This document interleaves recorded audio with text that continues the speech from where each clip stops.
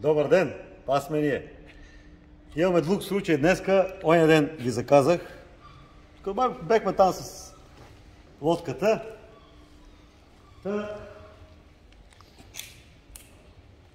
Ето този пациент дошъл при нас, пали кога си иска, не пали въобще, въртиш половин час, дрън, тресе се, като болен от коронавирус.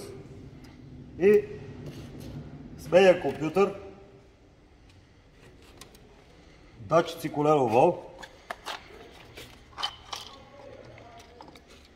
Къде ги сложим? Ето тук в количката. Датчици коленов вал са сменени, неколко. Един чисто нов. 1, 2, 3, 4, 5, един щупен 6. Така. И колата не пали.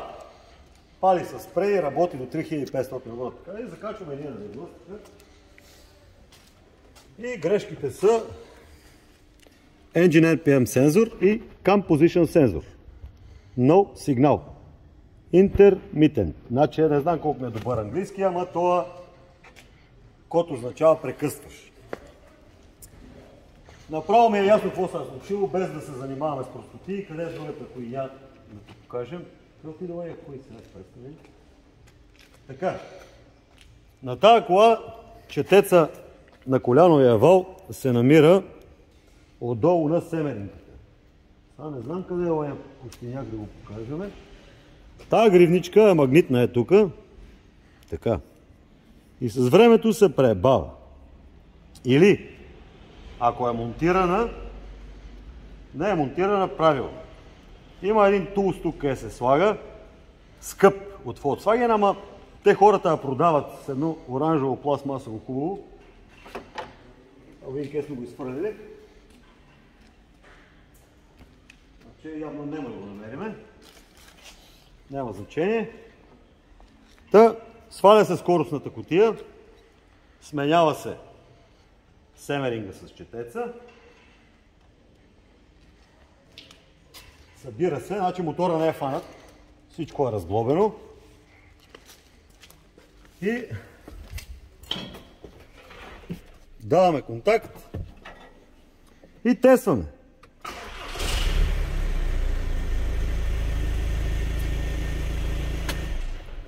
Колата пали. Бълка запали това.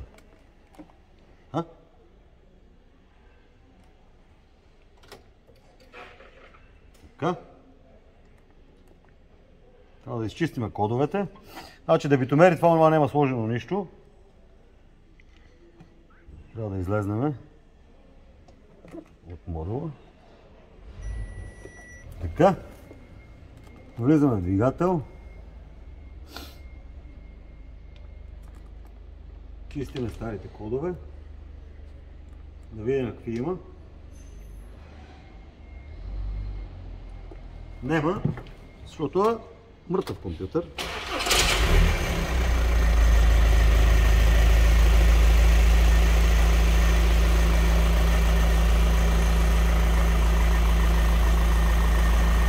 Да, изключиме сега, защото му е взел толкова гаранция.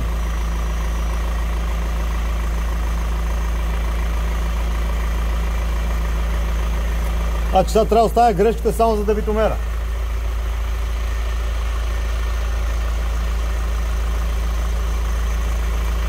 И имаме грешка само за дебитомер. Това означава, че проблема камшафт, мамшафт и тия работи са отстранени. Един компютър сменен. 6 ли бея? 7 датчика там на коленов вал.